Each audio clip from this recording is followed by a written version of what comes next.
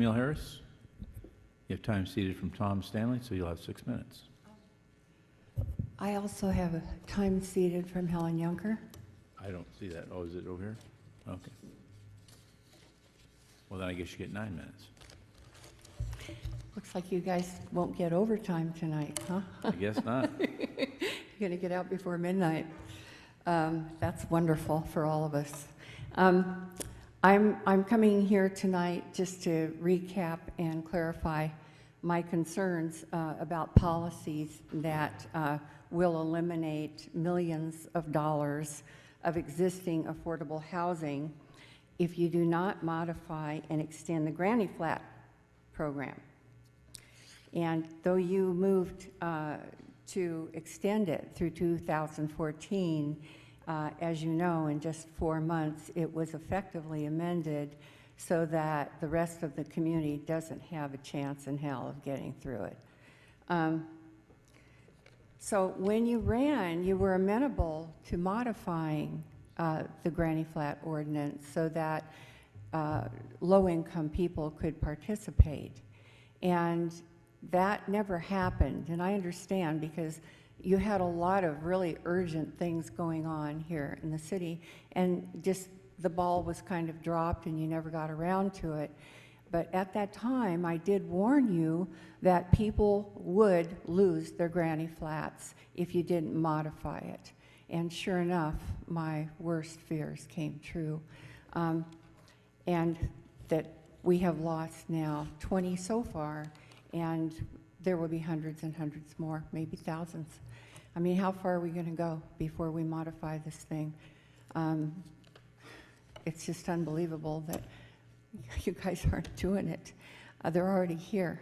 So as I promised last week to email you the evidence for what I was saying, I did. I sent you the public information request from the attorney's communications and appointments. That was 80 pages.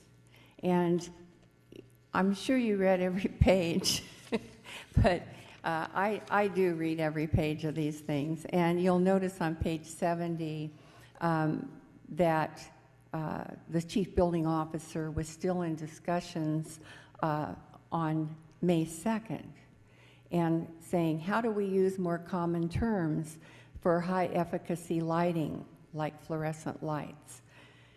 I can derate wall heaters to this or that. So they're having discussions on May 2nd.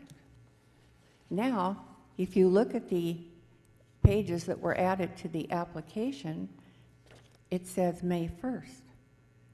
So when did it really happen? Then the other document that I promised you was the direction from the HCD, and I sent this to you also, and that is a 7-page email string. And when you look at this email string, this is the direction from HCD on enforcement of state codes. In the 7 pages, there is not one reference to the energy codes. They never directed them to do that. But what is in here that's interesting, and I'm sure you found it interesting too, however, HFC sections 17922, 17958 are very clear that alterations and repairs to existing buildings shall permit the replacement, retention, and extension of original materials. Then, after all of this governmental stuff, which I'm sure probably only Councilman Morehouse understands, it says, in summary, it appears that the local enforcing agency has a range of flexibility to enforce the codes, modify them, or accept alternate methods. That was the final statement. This is signed by Sean Huff, State Housing Programs Manager, Division of Codes and Standards, Department of Housing and Community Development. So there you have it. In the other document, which was communication, there was no communication with management in those 80 pages. It was just with the employees of the chief building officer. Now, there would be no reason for that not to be in here had the management been telling him what to do. There's no lawsuit, there's no reason for a lack of transparency, there's no reason for the public not to know. So I have to assume this was it. So it was not, and I don't think any of you knew.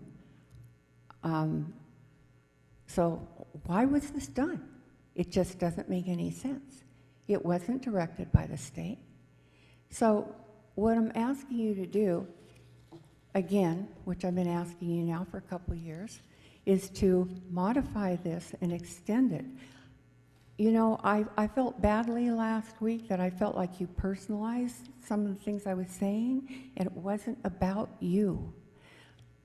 Of course you have equal rights to avail yourself of whatever ordinances are passed in the city, of course. What it was about was those same rights should be extended to the rest of the community, and they were removed. That was my whole point. Now that I made a mistake last week, you recall, I didn't have my glasses. I had to go running for Helen's. Hers are a little different from mine. When I went over this data of the two lists to find that 20 had dropped off the list, there were some that were yellow tagged. And so to be specific, 22 that have not applied are safe, and they're not posted. So those 22, when they are gutted at the end of the year, if you don't modify this, that's safe, affordable housing that we can say goodbye to. And I'm sure the TV cameras are warming up to see people evicted. 16 of the 20 that disappeared were safe. Now, the reason these were posted is because somebody had turned them in. And so once you get turned in and they come and inspect, they'll find safety issues. The reason that the ones that went into the program weren't posted is because they hadn't been turned in. They'd been under the radar for years, in some instances decades. So they hadn't been turned in and inspected. As you go through these, and I've gone through every single one of them, you'll find many safety issues were there, but not now. That's the point. Do we want safe housing? Get these granny flats into a program. Let's get them safe. That's the whole point. It's safe, affordable housing, doesn't need any new water. They're paying property taxes. It's for low-income housing. One woman that I called went into the program after May 1st. She didn't know that she was going to be subjected to these energy codes because, you know, it wasn't put on the website for 71 days, and so she was blindsided. She said if that was too expensive, she was going to turn her granny flat back into a garage.